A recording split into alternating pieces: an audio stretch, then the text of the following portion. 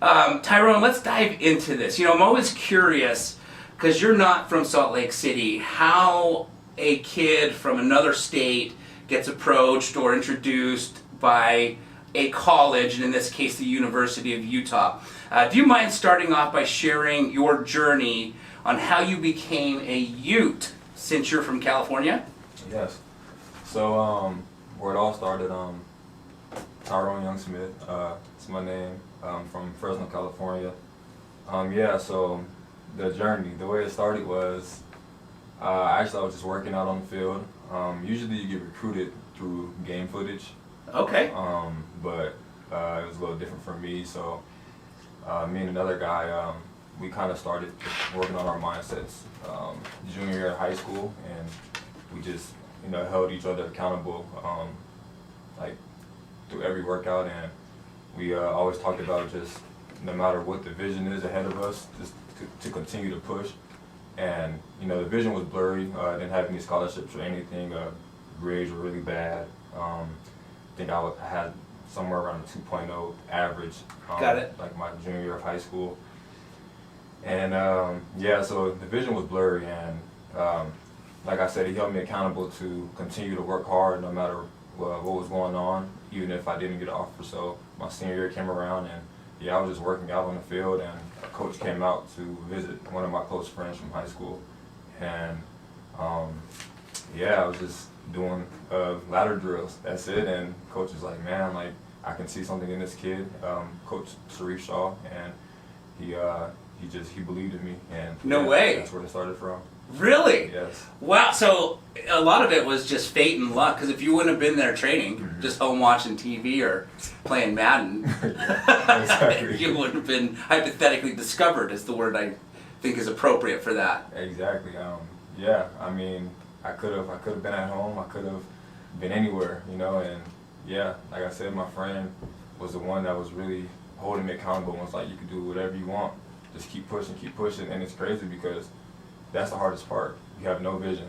Right. It's just like right. There's no finish line. It's just continue to work, and that it was crazy. Yeah, and what's so special about that story is you're still a high school kid. You're a child, right? Like people struggle with having a blurry mindset in their 20s and 30s and not taking action because it's blurry. But you were probably, 15, 16, 17? Yeah, I think I graduated at 17, so I was probably, 16 years old. 16. Around this, That's amazing. Yeah. So your buddy who was holding you accountable, did he go to play for the U2 then? Or? No, my friend actually just, he ended up staying at home and just ended up working. But I don't know, it was just something that he believed in me, I believed in him, and either way, we made sure that if one did go somewhere and one didn't, that we wouldn't get mad or jealous or anything. Sure. Just continue to push each other. So the bond was strong. We were best friends from my freshman year of high school. So it was all just support. It was support. That's great. That's great. And before we started the show, while we were waiting for the show to go live, it sounds like you've created a very similar group of support. You were just telling me right before the show that you work out consistently with 2 other guys, sometimes as many as 5, where you guys are been training your butts off, ready for the regular season. Basically starts this Monday, right? Practice, you were saying? Yes. So you're in shape.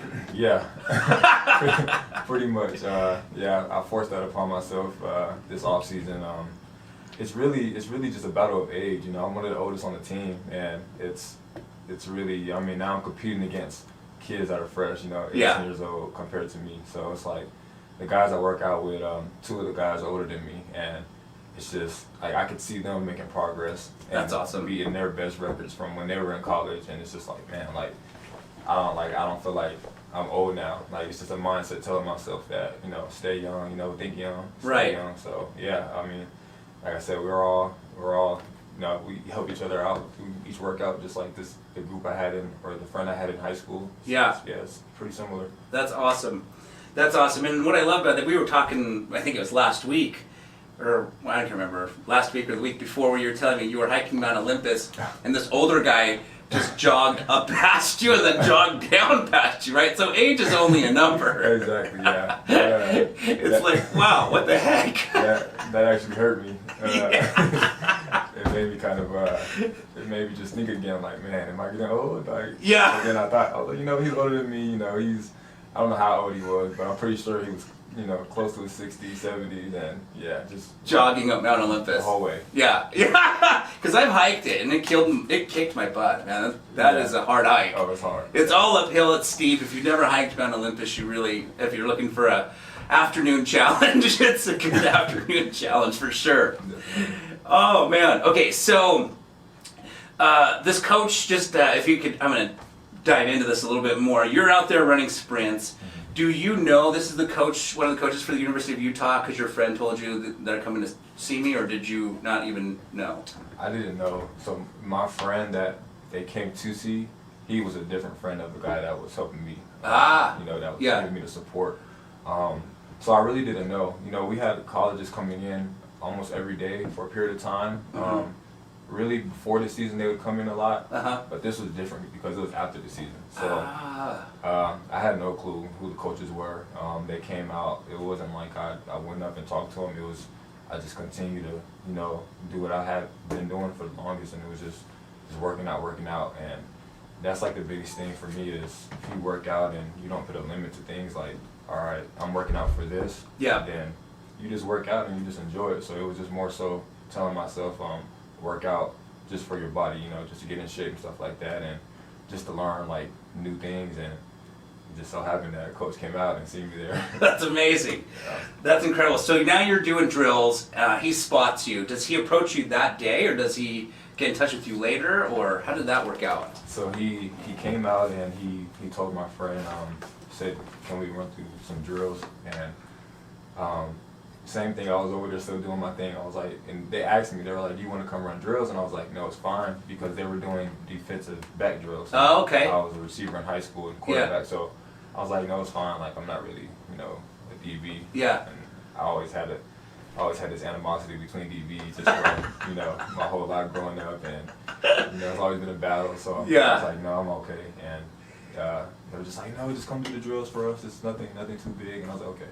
So I went over there, and we did a couple drills. Like I can't remember exactly what we did, but it was our coach that set up the drills for us. Yeah. And then they just came out and they were just watching, and they were just making a joke like, do you not want to run drills with them? And I was like, yeah, I'll do it. So I ran the drills, and yeah, they were just like, man, like, you have a lot of talent. Like, where have you been? And I was just like, man, if you look at my grades, you would know. So that's what happened. Got it. Okay. And now you've played some DB for the U. I did, yeah. I ended up transferring over from receiver after my sophomore year, and ended up playing DB. And yeah, it was fun. It was really different. It's hard, you know, not playing DB in high school. Yeah. Coming to college and trying it for the first time. You know, some guys usually have a little bit of experience, but me, I really didn't have any. Like, I just wasn't a defensive player, so it was totally new. You know, it was foreign to me to play defense, especially corner. So it was challenging.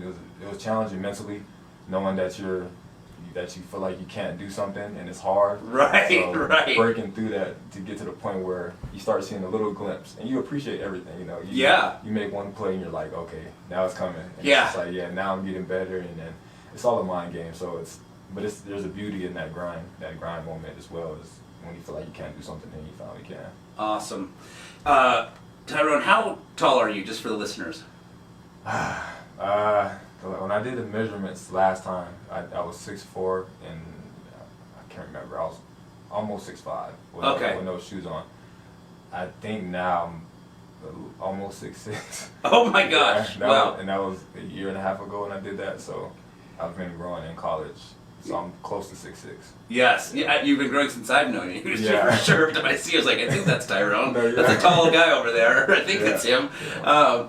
So the average defensive back, let's say in the NFL, let's go NFL just for the sake of for fun. Receiver, average height, and average height of defensive back.